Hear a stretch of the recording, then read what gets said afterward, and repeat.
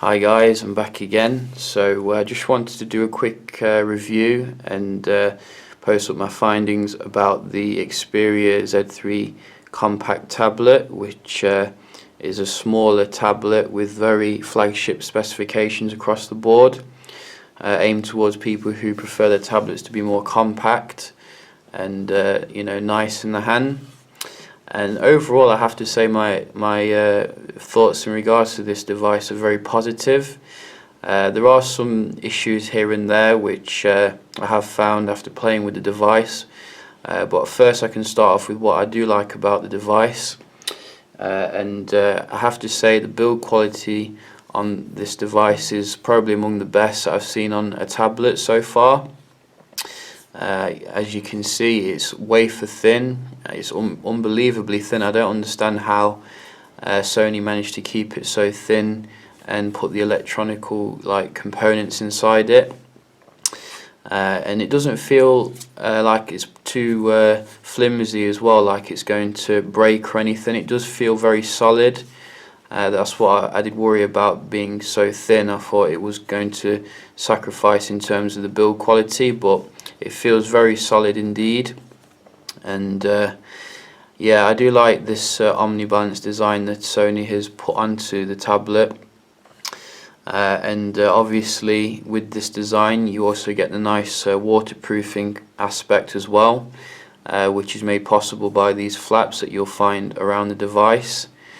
On the back you'll get yourself an 8 megapixel camera, which is supported with Sony's imaging capability for a tablet. And I have taken some pictures and video with the tablet, and I have to say in some areas I'm quite impressed. It can do full HD at 1080p, and that's at 30 frames per second. The front camera as well is a 2.2 megapixel camera that can do full HD at 30 frames per second. So you're pretty much sorted when it comes to the camera capabilities on this device.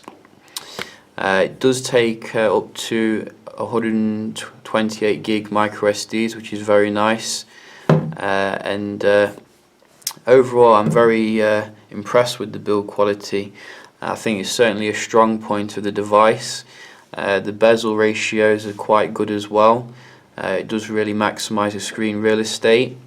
If I was to add a little bit of criticism, I'd say that it'd be nice if they made it 8.3 inches, because it is actually an 8-inch tablet, so kind of like the Galaxy Tab S, maximizing it but keeping it very compact. But overall it's a very lovely device in the hand, and it's very light as well to use.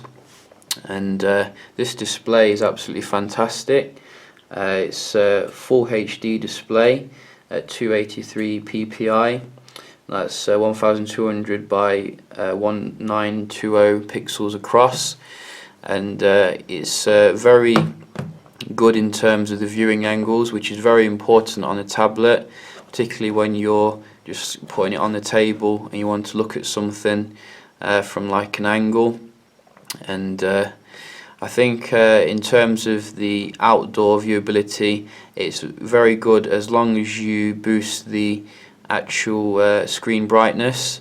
I found that if you leave it on auto or adaptive display, the screen brightness can be a bit dim, so I needed to boost it up in order to make it legible.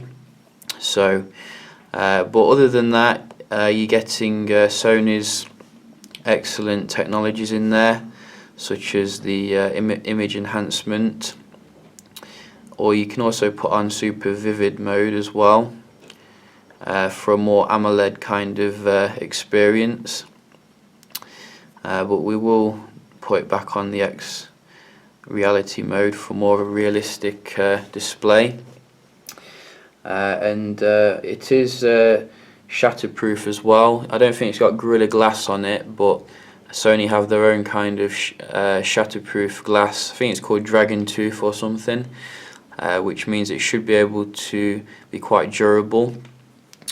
In terms of the specifications, it's a quad-core at 2.5 GHz Crate 400, and that's paired with an Adreno 330. I've tried some gaming on the device. It seems to run everything without any issues whatsoever. So this is definitely an excellent device for your multimedia content. And it does have 16 gigs internal storage and 3 gigs of RAM, which is quite surprising because the Z3 Compact phone doesn't actually have 3 gigs of RAM, so I thought that they might skimp there to keep it consistent, but it's good that they didn't. So you're very future-proofed when it comes to the raw specifications on this device. In terms of the other stuff like your connectivity, pretty much everything is the latest in terms of the Wi-Fi, the Bluetooth. You can also put a SIM card in as well, which is quite cool, and your SIM goes in this flap here, so you can find your micro SIM, nano SIM slot here. It takes nano SIMs, this device, as well as your micro SD slot there. So you should be able to make calls off this device if you want to walk around with a tablet glued to your head, but I wouldn't advise it personally. But as you can see, it's all there, so you can get your Asus Zenfone kind of experience. So other than that, the camera, as I was saying, is 8 megapixel camera, and I've taken a bit of video with the camera out and about in my garden, and I have to say I'm quite impressed with the focusing capabilities of the tablet. It seems to be very good in terms of that when there's good light, but other than that, the actual quality is quite mediocre for the video recording, and that's on full HD. I mean, it does a good job compared to some other tablets, but you're not going to swap it out for your main phone for the video recording. However, an area which I was quite impressed with was the indoors kind of picture taking, like in low light. It seems to do a better job than a lot of phones I've been reviewing lately, with less grain and very legible pictures in literally zero lighting. So very excellent job here in terms of the camera, and I think that's probably down to the superior auto mode, which automatically detects when there's low light. So in the good lighting, again, the cameras are very usable and very decent, and probably wouldn't use it as my main camera. As I said, you know, I've usually got a high-end smartphone in my pocket, but if you're without a camera or a DSLR, then it should certainly be usable. So decent camera experience on this tablet. Now then, in terms of the battery life, you're getting a 4500 mAh, so it's not the biggest capacity battery I've come across. The champion remains my Lenovo Yoga, and I have to say it's not quite as good as my Lenovo Yoga when it comes to the battery, but it should certainly last you a day. However, if you're using the LTE and the phone capabilities, then you may get a bit less runtime on it, but it should be sufficient if you buy this intending to use it just as a tablet, and I think that's what most people are going to be using it for. Other than that, you're running Android Kitkat 4.4.4, so not the latest Kitkat, unfortunately. And I've had a quick look for any lollipop ROMs on the internet, and I don't seem to have found any yet, but I'm sure they'll be coming out soon to supplement the device. But other than that, Android 4.4.4 is still an excellent software, and it's very smooth and slick, and it comes with Sony's overlay, which gives you some of these small apps that you can put on, and you can download other small apps as well. So they do enhance like the tablet experience, because you've got a massive screen, so you want to make the most of the tablet. And Sony have also put on like some stuff onto the power screen as well. Like when you go to power off the device, you can record the screen, so that could be useful if you like to play games and then upload them to YouTube. You can take screenshots quite quickly as well. Drop down menu, it's traditionally Sony's drop down menu kind of thing, which is very clean and nice. I've always been quite a fan of it. If you go into the settings, you can see Sony's settings panel, and you can go to your Sony Xperia connectivity, and from here you can cast to like your Chromecast, which is quite cool, as well as like a Miracast device if you have one of them. You can also set up like a controller connection to your PS4 if you have one of them. So quite a few options in there. And power management, get you excellent stamina mode to eke out even a bit more juice. So if you go into the other settings, you get your NFC, and basically everything you find on a phone equivalent like the Z3 Compact or the Xperia Z3. Sony also bundles into the device its own apps as well, such as the excellent Walkman app, which I've always been quite a big fan of. And as you can see, you can basically play one of the songs which is already on the device, loaded on. So you can also get a whole load of different settings you can customize in regards to the equalizer settings. High res audio as well, DAC amp support, which is quite cool.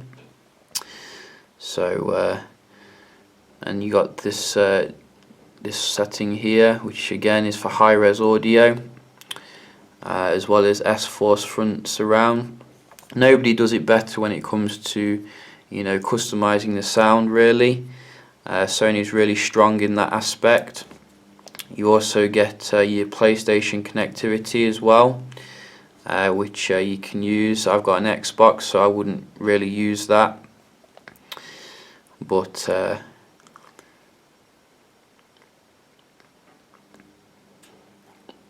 can see it takes a while to load for the first time because I've not gone into it, but I know what it's about because I've seen it on the Z3 mobile. So you can get access to your PSN there, and let's close that. And Xperia Care support as well, similar to your Moto Care or your Apple Care, where you can get support for your device.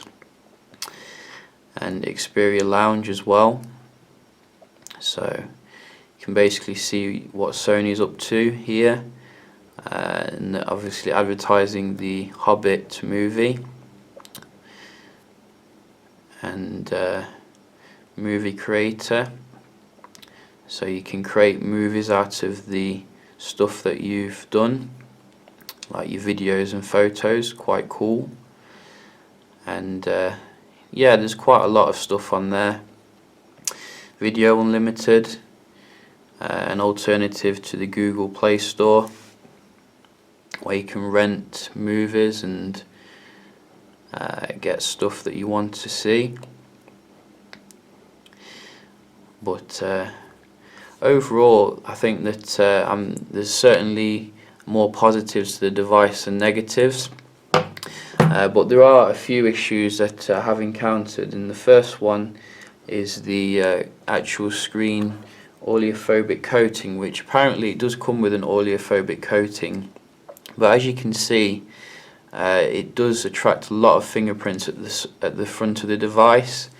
So you don't really get that on the back. As you can see, it's a very nice matte texture, but this oleophobic coating doesn't work very well, and even if you try and clean it up, it seems to get dirty again very quickly. The headphone jack in that position I'm not keen on, because I prefer it to be at the top.